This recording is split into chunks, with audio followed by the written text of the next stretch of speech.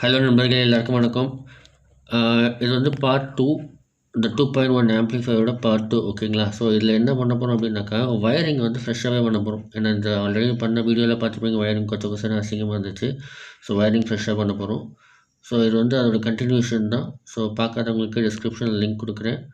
நம்ம சேனலுக்கு first time வந்தீங்கன்னா மறக்காமல் சப்ஸ்கிரைப் பண்ணிக்கோங்க. ஏன்னா எலக்ட்ரானிக் சம்மந்தப்பட்ட எல்லா விஷயமும் நம்ம போட போகிறோம். ஆம்ப்ளிஃபையர் சம்மந்தப்பட்ட வீடியோஸும் இருக்கும். ஸோ மறக்காமல் சப்ஸ்கிரைப் பண்ணிக்கோங்க, ஃப்ரெண்ட்ஸுக்கு ஷேர் பண்ணுங்கள். ஸோ இதுக்கு நம்ம யூஸ் பண்ண போகிற அந்த எஸ்எம்பிஎஸ் அப்படின்னு பார்த்தீங்கன்னா 20 வாட் அதோட அவுட்புட் தான் பார்க்குறீங்க. இது ஒரு லெனோவோ டிபியோடது. ஸோ ஷாப்பில் வாங்கிட்டு வந்தேன். ஸோ அந்த எஸ்எம்பிஎஸ் தான் இதுக்கு யூஸ் பண்ணுறேன். அதுக்கு வந்து இந்த மாதிரி கனெக்ட் பண்ணிட்டு டேக் போட்டுக்கலாம். ஸோ டேக் போட்டுட்டோம் அப்படின்னாக்கா நமக்கு மூவ் ஆகாமல் இருக்கும். இந்த மாதிரி எலக்ட்ரானிக் ஒர்க் பண்ணலாம், சேஃபாக ஒர்க் பண்ணுங்கள், அது நல்லது. இந்த ஆம்ப்ளிஃபையரில் நம்ம யூஸ் பண்ண போகிறது இந்த சிங்கிள் சேனல் ஆர்சிஎஸ் சாக்கெட். இந்த மாதிரி 2 யூஸ் பண்ண போகிறோம். ஒரு பீஸோட காஸ்ட் வந்து 35 ரூபா. ஸோ இதுக்கு வந்து 2மே சேர்த்து எனக்கு 70 ரூபா ஆயிருக்கு. ஸோ இதை வந்து நம்ம கேபினெட்டில் ஃபிக்ஸ் பண்ணலாம். ரெகுலராக போல்டு டைப்பில் தான் கொடுத்துருக்காங்க, பட் இருந்தாலும் வந்து கட்டிங் பிளேடு வச்சு நம்ம டைட் பண்ணிக்கலாம். ஸோ பார்க்கறது சூப்பராக இருக்குது, உங்களுக்கே தெரியும்னு நினைக்கிறேன்.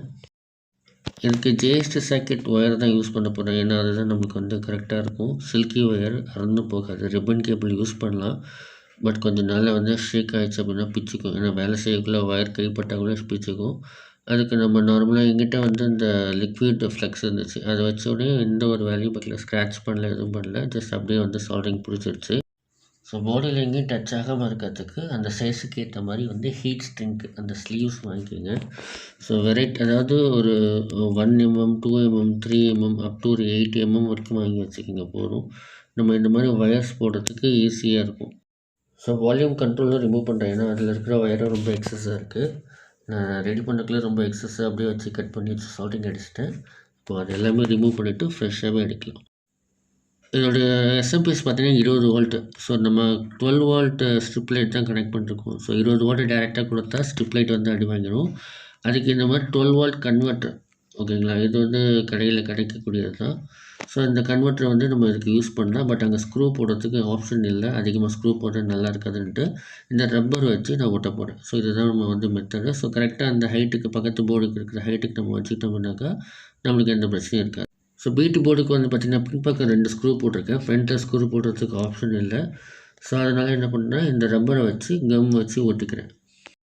இந்த கம்மை வந்து நீங்கள் அதிகமாக ஊற்றவே தேவையில்லை, ஜஸ்ட் ஒரு ட்ராப் வச்சாலே போதும். இப்போ வச்சுட்டு அதுக்கு மேலே வந்து ரப்பர் வந்து நான் ஃபிக்ஸ் பண்ணிக்கிறேன். ஸோ ரப்பர் வந்து ஷேக் ஆகாது.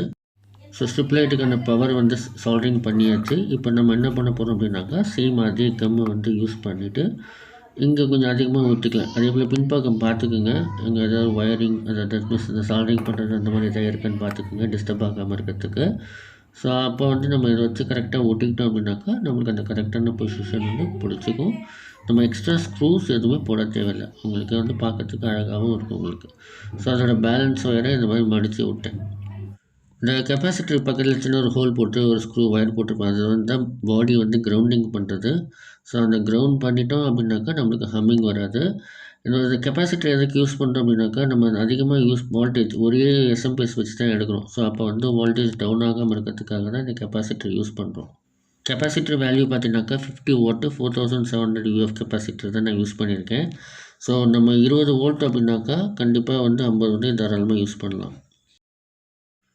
சுவிட்சிலேருந்து வரக்கூடிய அவுட்புட்டில் வந்து ஒரு 3 ஆம்ப்ஸ் டயோடு வந்து சால்ட்ரிங் பண்ணிட்டோம். ஏன்னா அப்படின்னாக்கா, நம்ம கெப்பாசிட்டிலேருந்து போகக்கூடிய பவர் வந்து திருப்பி ரிட்டர்ன் ஆகாமல் இருக்கும். அப்போ வந்து அந்த எஸ்எம்பிஎஸ்க்கு வந்து பவர் போகாது. ஸோ அது ஒரு சேஃப் தான். ஸோ அதனால் நம்ம அந்த மாதிரி யூஸ் பண்ணிக்கிட்டோம். சப்போஸ் எஸ்எம்பிஎஸ் டேமேஜ் ஆகிடுச்சு, அதிக பவர் வந்தால் கூட அந்த டயோடோட கட் ஆயிரும், நம்மளுக்கு போர்டுக்கிட்ட எதுவும் டேமேஜ் ஆகாது. ஸோ ஒயரிங் சால்ட்ரிங் பண்ணியாச்சு. அதே போல் வந்து அங்கே ஹீட் ஸ்ட்ரிங்க் வந்து கனெக்ட் பண்ணிட்டோம். அவ்வளோதான். இதுக்கப்புறம் நம்ம வந்து கெப்பாசிட்டரை வந்து கரெக்டாக வந்து ஃபிக்ஸ் பண்ணிக்கிட்டா போதும். ஒயர் எதுவும் பக்கத்தில் வந்து உரசாம மாதிரி பார்த்துக்கோங்க. அப்போ தான் நமக்கு ஹம்மிங் வராது, இல்லை எர்த் நாய்ஸ் வராமல் இருக்கும். பாடி இடத்துல கனெக்ட் பண்ணிவிட்டு அதுக்கு மேலே சின்ன ஒரு வாஷர் வச்சு டைட் பண்ணிக்கோங்க. ஸோ ஒயர் வந்து பிச்சுட்டு வெளியில் வராமல் இருக்கும். கெப்பாசிட்டர் வைக்கிறதுக்கு நம்ம வந்து டபுள் செட் டேப் அந்த மாதிரி யூஸ் பண்ணிக்கலாம். ஏன்னா அந்த இடத்துல வந்து உங்களுக்கு கம் வச்சு ஒட்டுறது அந்தளவுக்கு சேஃப் கிடையாது. ஸோ டபுள் சைட் டேப் வந்து சேஃப் தான் உங்களுக்கு. நம்ம போர்டுக்கு போகக்கூடிய ஒயர் எவ்வளோ தேவையோ அதை பார்த்து கரெக்டாக கட் பண்ணிக்கோங்க. ஒயர் தனித்தனியாக இருக்கிறதுனால நம்மளுக்கு பிரிஞ்சு அசிங்கமாக இருக்கும். அதுக்கு இந்த ஹீட் ஸ்ட்ரிங்கை வந்து சின்ன பீஸாக கட் பண்ணிக்கிட்டு ஒவ்வொரு ஜாயிண்ட்லேயே வச்சு இந்த மாதிரி நான் ஆல்ரெடி பண்ணியிருக்கேன் பாருங்கள். இந்த மாதிரி ஜாயின் பண்ணிவிட்டு அதை வந்து நம்மளுடைய சால்ட்ரிங் கன்று இல்லைனா இந்த மாதிரி லைட்டர் வச்சு ஹீட் பண்ணிட்டீங்க அப்படின்னாக்கா அந்த ஒயர் வந்து பிரியாது, நம்மளுக்கு பார்க்குறதுக்கும் அழகாக இருக்கும். நான் என்ன பண்ணிட்டேன் அப்படின்னு பார்த்தீங்கன்னாக்கா 2 ஒயர் பிரித்து எடுத்துக்கிட்டேன். ஒன்று வந்து அந்த 12 வோல்ட்டு போகிறதுக்கும், இன்னொன்று வந்து பார்த்திங்கன்னா நம்மளுடைய ஆம்ப்ளிஃபையர் அந்த 12 வோல்ட் கன்வெர்ட்டர் இருக்குது பார்த்தீங்களா, அதுக்கு போகிறதுக்கும் ஆம்ப்ளிஃபையர் போர்டுக்கான பவரை வந்து நான் இதுலேருந்து கெப்பாசிட்டிலேருந்து டேரெக்டாகவே எடுத்துக்கிட்டேன். ஸ்ட்ரிப்லைட் போகக்கூடிய ஒயரை வந்து நமக்கு வந்து கரெக்டாக சால்ட்ரிங் பண்ணிக்கலாம். ஸோ சால்ட்ரிங் பண்ணிட்டோம் அப்படின்னாக்கா நமக்கு அந்த அந்த பார்ட் ஒர்க் வந்து நம்மளுக்கு முடிஞ்சிடும். இப்போ பார்த்தீங்கன்னா ஹீட் ஸ்ட்ரிங் போட்டிருக்கேன். அந்த ஒயருக்கு நடுவில் வைக்கல, ஹீட் ஸ்ட்ரிங்கில் தான் படுது. ஸோ ஒயர் வந்து நம்மளுக்கு டேமேஜும் ஆகாது.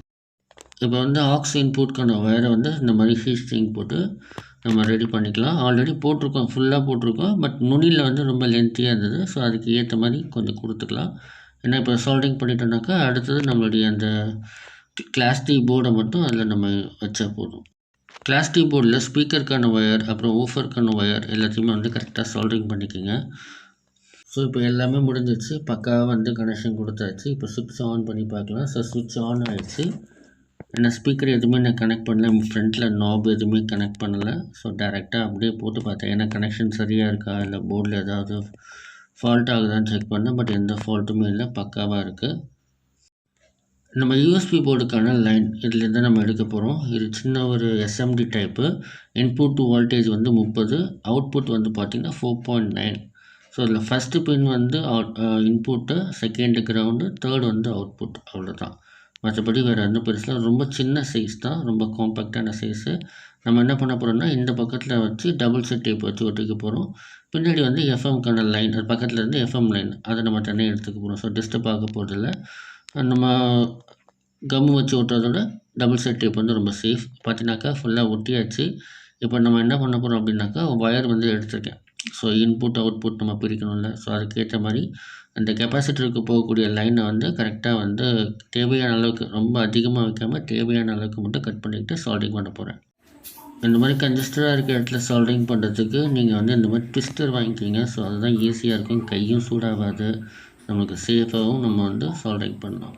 ஸோ கெப்பாசிட்டரில் வந்து லைன் கொடுத்தாச்சு. இதுக்கப்புறம் என்ன பண்ணேன், யூஎஸ்பி போர்டில் வந்து நான் கரெக்டாக சால்ட்ரிங் அடிச்சுக்க போகிறேன். ஓகே ஃப்ரெண்ட்ஸ், ஒயரிங் ஃபுல்லாக முடிஞ்சிச்சு. ஸோ கெப்பாசிட்டர் எல்லாமே ஃபிக்ஸ் பண்ணியாச்சு. எல்லாமே வந்து எல்லா ஒர்க்குமே முடிஞ்சிச்சு. யூஎஸ்பி போர்டுக்கான லைனும் கொடுத்தாச்சு. ஒயரிங் பாருங்கள், ஒயரிங் கொசன்னு இல்லை, உங்களுக்கு நல்லாவே இருக்கும். அதே போல் வந்து பார்த்தீங்கன்னாக்கா அங்கங்கே அந்த கனெக்ஷன் இருக்கிற இடத்துல மட்டும் தான் ஒயர் தெரியுமே தவிர மற்ற இடத்துல எங்கேயுமே ஒயர் இருக்காது. இதில் ஸ்பீக்கர் எதுவுமே நான் கனெக்ட் பண்ணலை. ஸோ ஸ்பீக்கர் இப்போ தான் கனெக்ட் பண்ணியிருக்கேன்.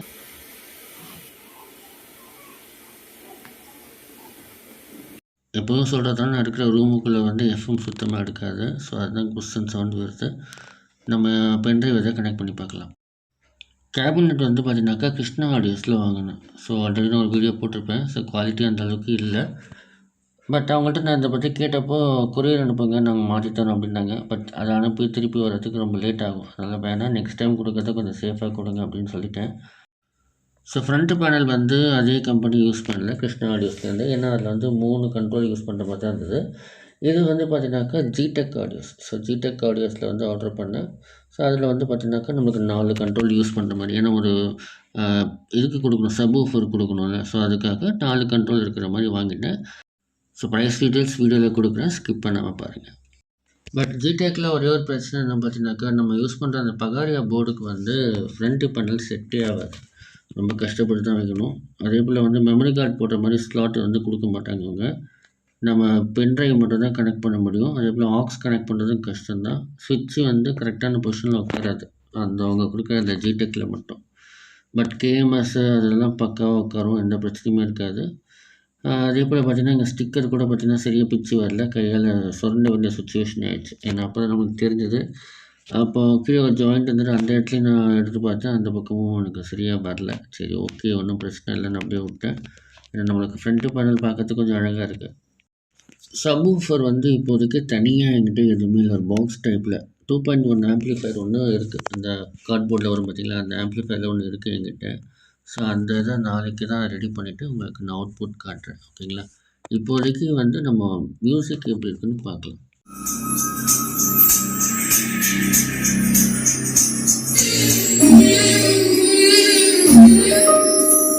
என்னவளே அடி என்னவளே எந்தன் இதயத்தை ஊதக் காத்தும் அடிச்சிருச்சு.